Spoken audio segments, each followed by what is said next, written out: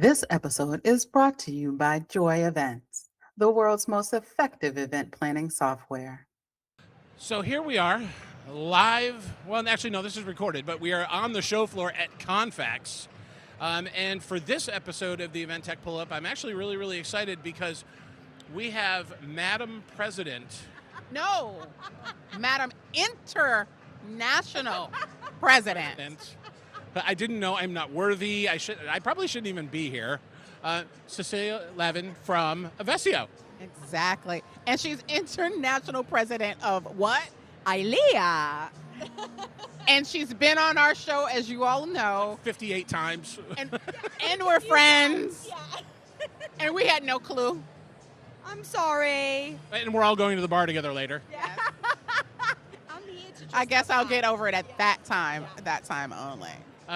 But they're doing this because this is the Event Tech Pull-Up. We're actually going to ask you some questions about Evessio. And I actually have my handy phone because I'm kind of a dope and I can never remember. It's fine.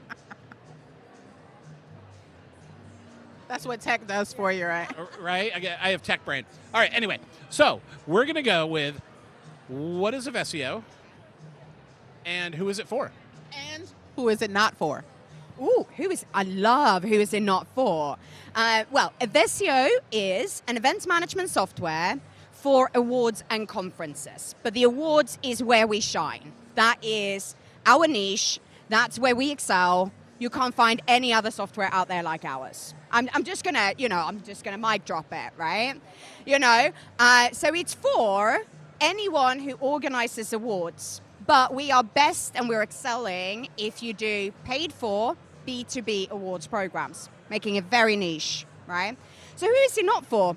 Anyone who doesn't organize awards, who doesn't like awards, don't come talk to me. No, Although I think sometimes even people that plan awards don't love award shows.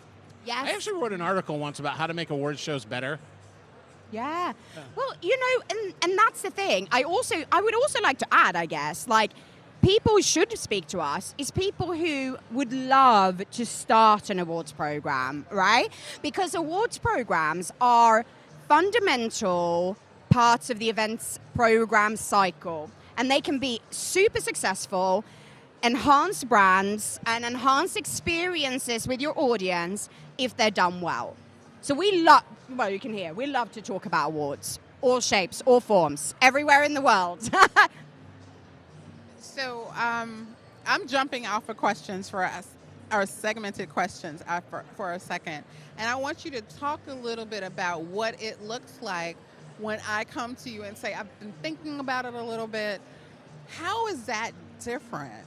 And then, someone who's kind of been in it for a while, because you get a chance to, what I would think, push the envelope. So I'm combining another question I was going to ask you a little later, which is like, what feature are people not taking advantage of that you really wish they could and should, right?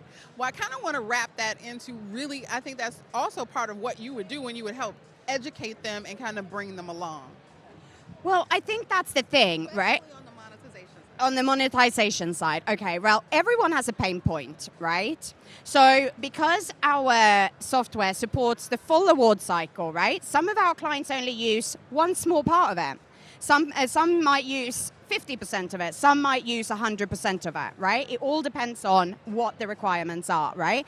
So we really try and focus in on, like, how are you engaging with your audience? How are you supporting your team, right? And I think that goes on to your question around sort of features.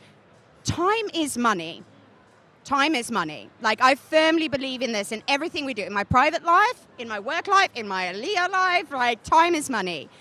And that is often not considered for event professionals, right? We spend so much time on manual, mundane tasks, right? And I know it's an investment, it's an investment putting money into software.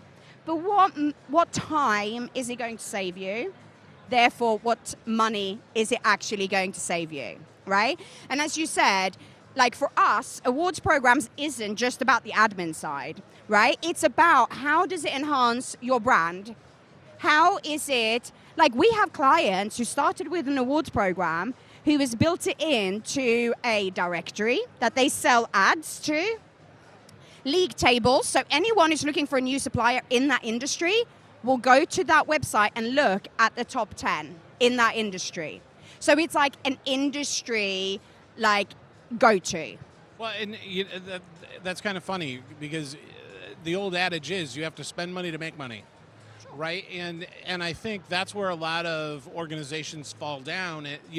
They will go and they will get a product like Evessio, use it to 50% of its capability, not realizing that they can actually recoup what they've spent on this platform simply by offering something like that. And I will give a little nudge. At some point this year, we are launching a really new, exciting thing that does exactly that.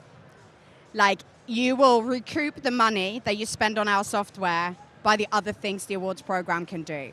So keep an eye. I can come back on the Event Tech Pull-Up when we've launched that. Come down for 59, 63, and... No choices. No choices. Okay. So let's talk about, we're always talking about pain points. But what joy are you bringing? What is that joy moment or that joy aspect of what Evessio can do for the event organizer? So we want to kind of lean that way. Well, I think there's maybe two here. One is the program itself, the recognition. Everyone loves a pat on the back, right? Like, if you have a team member that is enjoying their job, it's because they're valued and because it's expressed at them being valued. That's recognition, right? Awards programs are recognition. So that's one form of joy. Like, everything we do is related to that experience of someone winning an award, which is joy, right? But then I think it's like, I love seeing our clients, like, eyes lit up when they're like, this is so making my life so easy, right? Do you know what I mean? Like, they can see every step of the way how it relates, how we fit into their existing tech stack. We've thought about this. We're event organizers, right? Like, we know what their pain points are. So we're fixing those and making their life easy while still being successful in delivering that. You can't ask for more than that. I know you have something new on the roadmap, and I'm jumping a little bit, right? So we told you a little bit about the Event Tech Atlas. Yeah. I want your gut reaction without sight unseen. What landed with you and what you thought about it, just in terms of what you know, and that's it. Like, way to go for the plug. Way to go for the plug, Tess. Because I want to know. Hey, that's good. I could never do that. And I don't necessarily want to know based on something I've fed you. And I didn't necessarily feed you a lot. We just told you generalities. But what came to your mind? Well, first of all, I think credibility came to mind. It's run by you guys. You know Event Tech, right? Like, and that makes a difference, you know? Like, if it's someone who's doing something like this that do not know Event Tech, I would be dubious. Because it is a very complicated field, right? There's so much of it, it's overwhelming. Like, you need someone who's doing something like this that understands it. Well, and that's a really good point, right? And because so many times I will talk to planners who bought into a piece of software, and they're like, I hate it, it's terrible, this is the worst thing ever. Yeah. And I'll see what product it is, and I'm like, no, it's an amazing product. It's just not used correctly. Or it's not working for Yeah. your need. Yeah. Uh-huh. And that happens all the time. For example, if somebody went and got Evessio to run, now my brain is going to blank, but I don't know, right? If they go in and they buy the sales pitch, not the product. And you know what? Actually, I'm a salesperson, right? It's one of my pet peeves. Right? When a salesperson is just selling for the selling sake, not solving the problem, that pisses me off, right? Podcast, you can say piss. Okay, piss. Okay, right. I'm going to do that. No, because it's ruining the value of what we do, right? How often have we come across that in event tech when someone is like, I don't like tech because it's never solving what I want. It's because you've been using the wrong thing. Like if someone calls us up and they say, I don't know, I run a product launch event. I'm like, well, we're not for you, are we? But why don't you speak to this people? Came up with the perfect analogy when I just sat there and went, yeah, right. If they're doing a product launch, it's not the product for them. No, exactly. And why we need like you can probably find a way of helping them, but that's not the point. It's I'm not going to solve the problem. And then, so you said, they can find a way. I cannot tell you how many organizations I will have a conversation with, and they're like, yeah, then we have to do this workaround and this workaround and this workaround. And I'm like, well, if you just use this product, you wouldn't have to do any workarounds. And again, okay, so pet peeve again, we probably all have it, right? All-in-one platforms. It doesn't exist, right? Because we all specialize in something. What we do need to work on is how do we work with each other, right? That's a killer thing. And it really is. In fact, I am seeing a little bit of a trend. I don't know how fast it's picking up steam. Yeah. But the platforms that are starting to integrate with each other are the ones that are actually gaining a lot of traction. There's one group that I'm currently working with, and that was one of the main goals. It was like everything needs to They need to talk to each other, and we talked about that, right? Exactly. And I was like, you know what? This is what we give to make sure that you can integrate with these other platforms that you have. Not all the time. We're very specialized. It doesn't always need an integration, but with CRM, with finance systems, so that we talk about that. We're like, what other tools are you using? Yeah. There's one platform out there, and today I'm not going to say who it is, but they literally charge for integrations if you like $25,000. We've had that so many times. But and it's really funny because I know tech. I know it's a few hours worth of work. It's not $25,000 worth of work. Like that's literally a cash grab for them. And sorry, I'm jumping on the microphone here. But, we were talking about reviewing ILEA's tech stack, right? And we were like, one of the event providers, like text providers, had the audacity to tell me that they needed to charge us for a piece of work because it required coding. Oh, and I'm like, I work in tech. That doesn't require coding. It might require coding in your system because you haven't built your system in the right way. But you're just grabbing money.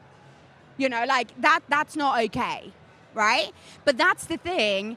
They're trying to get away with it. And that's one of the things I'm passionate about because I don't come from a tech background. I come from an events background. I was probably the least tech-savvy person when I walked into tech. But that's helped me because I can speak this simple language, right? Like if someone is talking about HTML, some of these people don't know, right? They don't know what that means. But I can have a communication. Okay, but what do you do currently? Like I can bring it back to basics. That means that the organizer is not confused by it. Yeah, and it's always great, and I know that you guys have done this in the past for one of my clients, but I love platforms that if you need something and you ask them and they go, wow, that's a really great idea. Give us a month or whatever. Like literally, a registration platform, Erbium, I love that platform. It's spectacular. And for a low-cost event registration platform, but somebody had literally emailed them and said, and I can't remember what it was, but they were like, yeah, what would it take? This is what we wanted to do. And Mark was like, that's a really great idea. Let me get back to you. And when he got back to them, it's done. And I think I saw someone posting on LinkedIn the other day, I think it was one of the employees at CrowdComs, who said, if your tech supplier is not taking customer feedback in consideration for roadmaps, you probably shouldn't be talking to them. And I 100% agree. So in our software, all of our customers have access to a feedback page. So they can go in and add feedback around product development, anything like that. And the other customers can actually comment and like as well at the same time. So they can say, I agree with this. We download that and the board reviews it and be like, okay, this is going to work out. Like, why should we, like, we can't just think, oh, this is what the industry wants. What does our customers want? Well, and you know, it's if you go to look at any software startup, right? They always have their public roadmap, right? Where you can add comments. It's usually Trello boards or something like that. But it's amazing. Like you can go in there, and I wish more event tech platforms would do that, because like I may look at something and go, oh, it doesn't have this feature. But I could go onto the roadmap and say, oh, but it's coming. You know, we're good for a few months, right? You know, you can reach out to them and say, hey, I see that there. It's not on the in progress. When are you planning to get to it? And if the answer is, oh, that's for next quarter, you might go, you know what? We can do our little thing we've been doing for another quarter, right? Because now it's going to be the perfect platform. Or again, and that's about the overselling, right? Like, if we can't meet, if that's a pain point for our clients and we can't meet it right now, you know, I can think of 5 at the top of my head, right, where we haven't been able to meet their needs at that point. I said to them, it is on our roadmap, but we might not we don't know when it's going to come out. I will reach out when it does, because then I can solve your problems. Right now, I can't. So I don't want you to use our software and get frustrated and, you know, remember us in a bad way, or me in a bad way as a salesperson. Like, I want to, you know, like, help you genuinely. The best salespeople in the world are the ones that are willing to say, I will not sell this to you. Yeah. Right? I'm not going to do it. We're not a fit. Yeah. We're not a fit. Because right there, you have my trust. It's trust. And so 6 months later, when you write and you say, hey, we're doing this thing now, I'm going to go, oh, hell yeah, I'm coming. Yeah. Right? I mean, that's the way it should work. And it's interesting that you say that, right? Trust, because actually awards programs are about trust and credibility, right? How many times have we come across these awards programs that says, hey, you're a winner, pay us $1,000 and we will give you the award and we'll promote you. That's not an awards program, right? Like, that's a marketing tool, right? So, and that's another thing we advocate for, because, like, you know, transparent judging criteria. It's like, we've been around for 10 years doing this with our clients. We know awards programs. So we actually want to add that value to be like, hey, what should you do about this? Like, judges' feedback. It is so underutilized, right? You want to know why you weren't successful, because if you do, you might come back next year and enter the awards program again because you know where your challenges were. But why are we not utilizing this? That is my biggest issue. 100 years, it feels like I've been judges on various different awards programs. And every single time I sit there, I say to the organizer of the awards, what are you doing with the feedback that we're giving? Please give it to any person who has applied, because that needs to help them the next time. Even if they don't apply again, it helps them in life. It should be a gift to them. Why are we sitting here doing the evaluations if you're throwing away all we said, and when you really could just got to the number, ask us a number, and keep moving? And that goes back to time is money. You, as a judge, is investing your time in supporting this, right? So you're throwing away that time that you've spent on that, right? But also, if you charge for your entry, you are taking money from that person. Surely, even if they don't win, they should get something back, especially if you gather it, right? And feedback is the best return on the money that you spent. Even if you win the award, there still might be some feedback that can help you improve. So, sorry, I'm going to jump in here. We have this, so like we have 2 types of reports, right? So one is judges' comments, right? Like, if we can simplify that, take that, produce a simple report in AI. It's not expensive, right? But then we do benchmarking. So actually a winner could have been, you know, top of the game for 3 questions. but one, they were actually not the best performing, but they still won because it's the overall score. They still want to know that because that's going to improve their chances for next time as well. Oh yeah, and Tess, we're getting the hook because we're going over time. You know, here we are at Confex, and there are other people coming in here.